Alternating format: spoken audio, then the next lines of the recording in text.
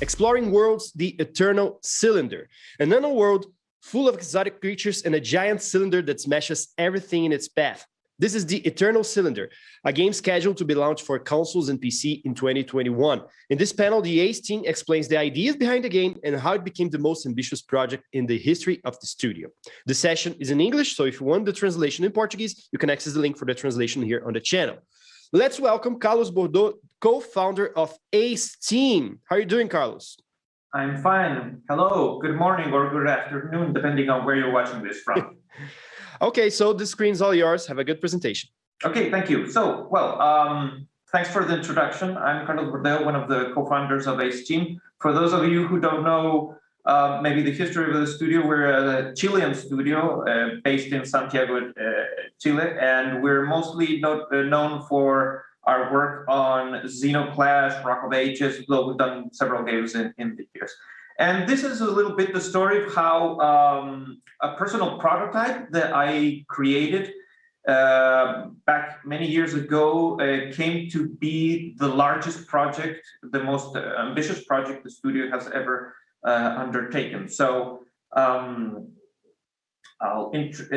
those of you who do not know a bit about the game itself, it's about this giant cylinder which crushes the entire world as you move through it, and you're this tiny little creature like alien that looks a little bit like Hubert. It's a very unusual concept, and one of the first things that I'd like to show is if you can play the first video, a few minutes of that. It's going to be a showcase of a prototype that I worked on as a personal project. So if you can go and set that, would be cool.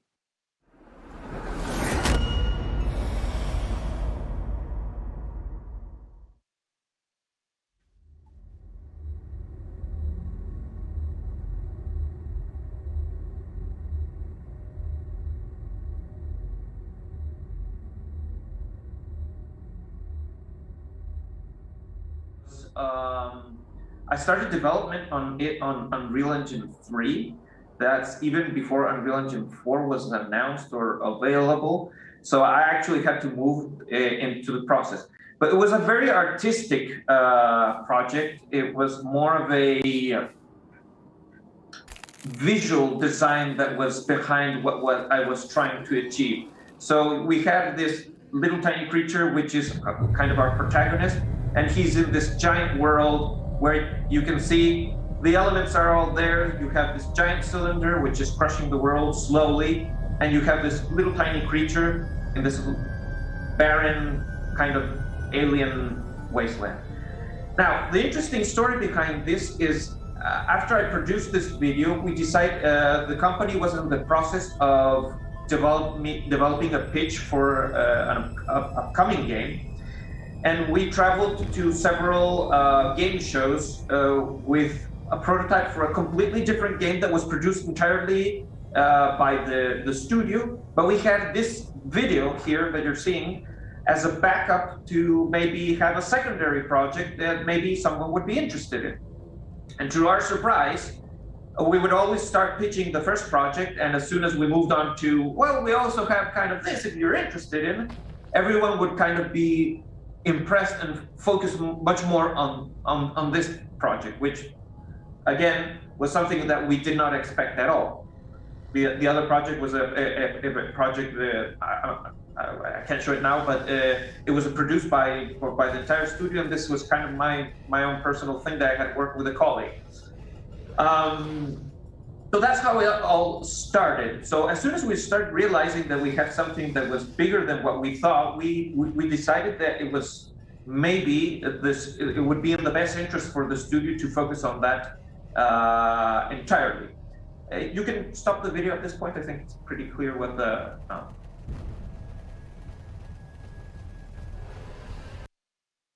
videos, what the game is about. So we had this. If you look at it, if you see it, we had this big giant cylinder, this small little creature. this exotic alien landscape, and everyone was like, wow, this is very, very striking. The visuals, they're captivating. But if you'll notice, mechanically speaking, there's no gameplay. There's nothing there that even gives you a glimpse of what the game is going to be like. There was no concept for those who've seen a little bit about the game, that the creatures can mutate and there's a survival mechanics and a lot of that. None of that was even designed at that point. It was just a very visually stunning prototype.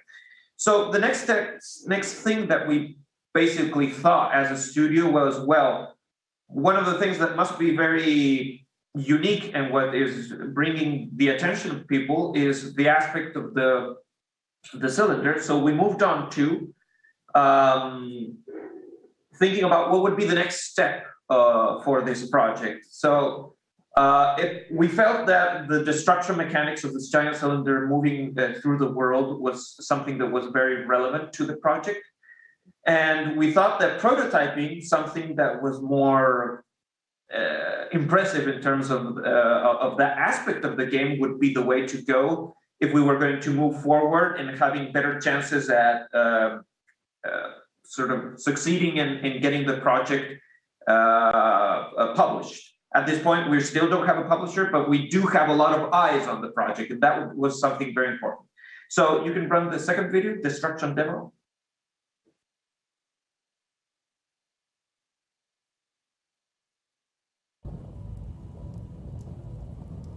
So we were, again, as I was mentioning, we thought, okay, so what we really need to do here is showcase as best as possible all the destruction mechanics, all that we can do in terms of this alien environment. So we created this very small area in which we focused entirely on having the creature sort of move around and have the cylinder slowly kind of break stuff. The previous video was published since at that time the first video that I showed, it was published on the internet. It was kind of me showing the project to people if they were interested. But at this point, the company has shifted gears onto saying, okay, let's try to see if we can make this into an actual game that we can sell. So we worked on this destruction demo of sorts. And the reality is that this aspect of the game, while important, wasn't central to the project being picked up. We thought, like, as a game studio, you always want to show your technology and your capacity to work with an engine and everything, and maybe have something that is visually striking in terms of the technological aspect of what you're doing. But in this case, later we would figure out that the demo of the destruction demo wasn't really that critical in what was being picked, why the project was garnering the attention it was getting. It was more the concept, and that's unusual. So I think this is very clearly a case, again, that in this industry, it is so important with the amount of projects that we see today to have a very unique proposal, to stand out from what everything else is out there. As you'll notice, it's, again, we have, it didn't change all that much. We were showing basically a little bit better the the whole aspect of the destruction of the game. We were showing that in more detail, but as you'll notice, the character left this kind of enclosed area, and we were going back to this barren wasteland, same creature there in the middle. You could see that maybe we had the incorporation of a few little other characters running around in circles there, so there was something a little bit there, but the game mechanics aren't there. So at this point, we were reaching the point in which it was hard pitching the project and selling it, because the visual aspects were always very enticing, but the idea of the project wasn't really there. So we quickly realized that if we wanted to propose a game that had game mechanics and that had a whole design, trying to prototype that on technology, just making it on Unreal Engine would take us months, maybe half a year or something, and that wasn't something that we were prepared to do at the moment. We needed to move much faster. So I'll move on to the next slide and video, so you guys can see what I'm talking about. If you can play this next video, we had to come up with a paper prototype, and I think I'll let this video speak for itself. But the concept that we needed now was to have clarity about the game design. So what are we doing, at least in terms of world building and how we're creating this world. This is a small part of the entire game because there's so many things in the game, but at least you can get to see how we had to quickly move on from having a prototype to shaping things. So you can play the video. Yes. We made this paper prototype to show how a couple of mechanics work. So here we have our cylinder, which will advance and crush the world. Here we have our player character. And each one of these is a tile of terrain, a piece of procedural terrain, which should be fairly large. This is not to scale, of course. As the cylinder advances and crushes the world, the player is forced to move forward too. At this point, we will load the next chunk of terrain for the player to explore. In this model, we have two types of terrain, the basic terrain and this cold terrain where the creature still could not survive because he's not adapted to live on the cold. This tower, which represents a mission in the game, at the top you could find the mutation that allows you to survive in cold environments. But imagine, what if the player does not go to that tower and instead just moves forward and sort of ignores this mission, and the cylinder is moving forward? The tower is destroyed, and the player moves forward. We always want to load back story elements that the player hasn't seen. So if this time the player does go to the tower and to this mission, when the player has completed this mission, he will have the upgrade which allows him to explore snowy terrain. Now we can load cold type of terrain in front of the player because we're sure he has the upgrade which allows him to progress through that type of terrain. There are other kinds of hazards which do not necessarily need to be progression blockers, and with minor mutations, the player could get through these terrains too.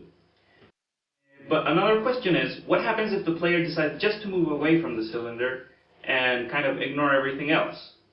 Eventually, there will be very large predators that will not allow the player to move in that direction because they always exist a certain distance away from the cylinder. We can always control how narrow the options are for the player because, for example, in a tutorial section, we would want the player to really find certain goals. But in other parts, we can design the world to be really open, and if the player decides to explore to these sides where he can traverse, we will load more terrain in that direction.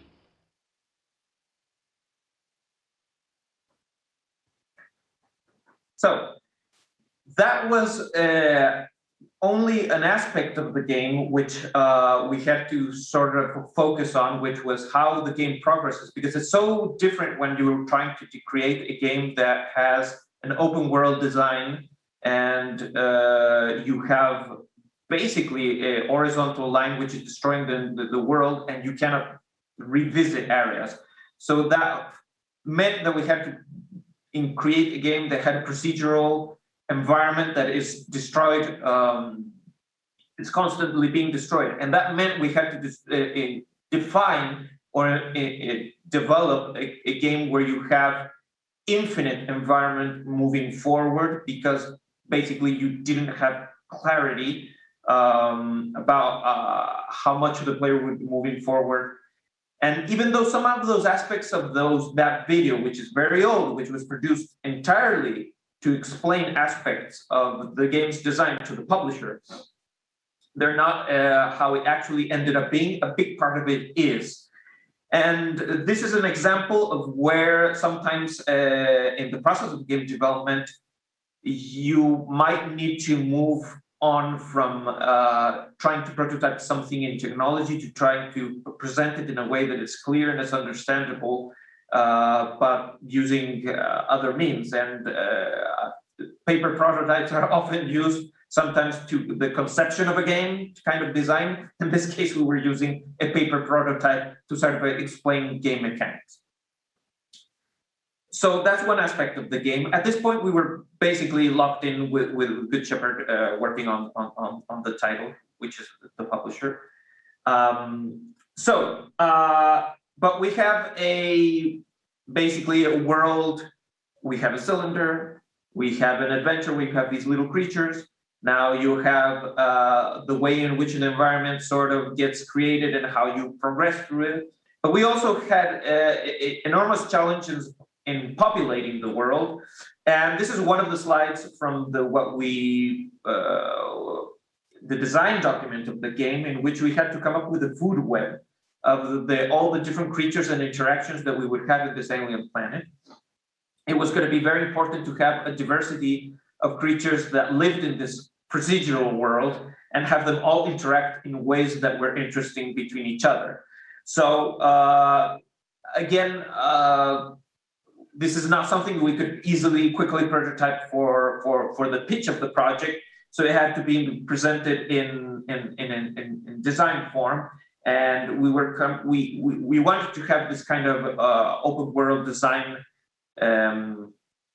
in a way that we had interconnected species that would interact between each other and that would basically work as not necessarily only the enemies for the game, because this is not a game, it's a survival game. It's not from the start out, we knew we were going to do survival, but in a different way. We needed to have interactive entities that would make the progression of the game all the more interesting. So having diversity of creatures became something essential for the project. And not only these creatures had to react to the player as he progresses and between each other, we also had to create AI for them. How do they react to the cylinder? They get crushed as the cylinder moves forward. If they're too large, do they get crushed? Do they tumble over the cylinder? All those things had to be designed, and it was a pretty big challenge. So nearing the end of the presentation, in the end, this came to be a combination of many elements. We had, and this again is a slide of the design document, and not everything that's here is actually in the game. For instance, we had this great conjunction, which was supposed to be like an eclipse event that would activate some runes in the game, and in the end, that didn't come into. But what did come into was the fact that we have the cylinder. We had these giant anchor points, which would stop the cylinder. The player had to move from anchor point to anchor point. And in those areas, you would have like a mission. That's why it says sample mission scenario here, because you have the cylinder. It stops at an anchor point. We knew we couldn't have the cylinder moving at all times because the game would be somewhat frustrating. So you would arrive to a pre-designed area. There you have, for instance, it says ancient abandoned structures. And these basically sort of touchdown areas would be where you would have an interactive mission in which, with the characters, you would have to either resolve some sort of puzzle, fight against some sort of enemy, and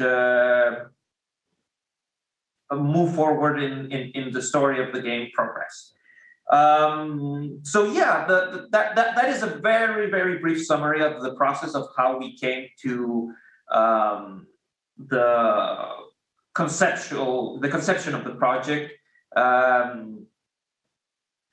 The summary is, this was a visual project that started as a personal project that garnered the attention of the people who were watching it because of what it was at a conceptual stage.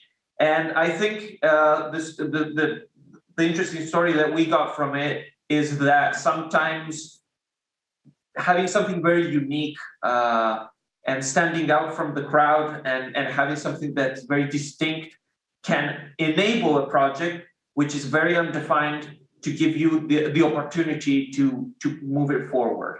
So the starting point, it's always recommended to have something that is different. The industry sometimes is too homogeneous, that there's too many projects that are very samey. So it's good to have something that's unique, and that's what basically was what allowed this project to sort of start. So yeah, thank you very much. I'm open for questions. All right, let's begin our quick Q&A. There's a question here selected from our team. We don't have the name, but they start like this. I love how the aliens are so unique. What were your main inspirations in the creation of concepts for these creatures and the mutation mechanics? Yeah, the creatures, I think, come from the twisted minds of the three founders of the studio. The Ace team comes from Andres, Carlos, and Mundo, and we've always had this a history of doing very weird designs. Anyone who's played Xenoclash knows that we look at we do these kind of very surreal sort of creature designs. I think surrealism, paintings were a key element in coming up with the design of several of the creatures. Actually, the beginning of the project conceptually for me was as we were working on Xenoclash 2, so that's a lot of time ago. We were looking at a lot of surreal artwork with like monolithic giant shapes, and that's where the idea for the cylinder came. But the creatures, there's some sort of demented corner inside this head that came up with them, and also from my brothers. Okay, let's go to our next question. Will the game have a multiplayer or co-op mode? That's an interesting question. It was asked. It was something we contemplated at the beginning, but no, it became too much of a project. The project is giant. It's ginormous for us. It's basically the challenges of having already a giant open world, entirely destructible open world with also the AIs, for instance, for the creatures are all distinct, unique. They're all so different.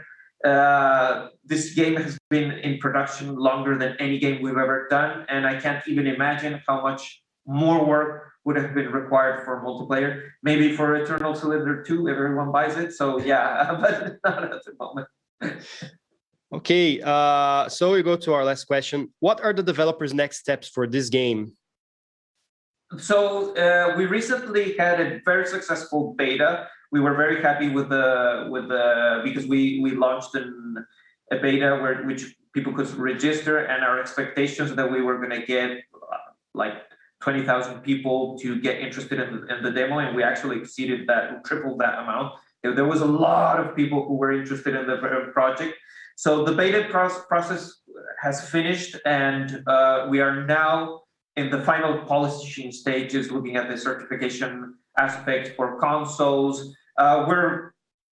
We should be announcing the release date for the project in the near future. I don't know exactly when, so I won't say exactly. But this project will launch this year, and we're very excited about finally showing what we've been working on to the whole world. Okay, so our time is up. I'd like to thank you, Carlos, for this panel. It was really good. And I'll also tell everybody who's watching, don't forget to share the link and to like this video and to tell your friends about Big Festival 2021. Big Festival 2021, the biggest games festival in Latin America.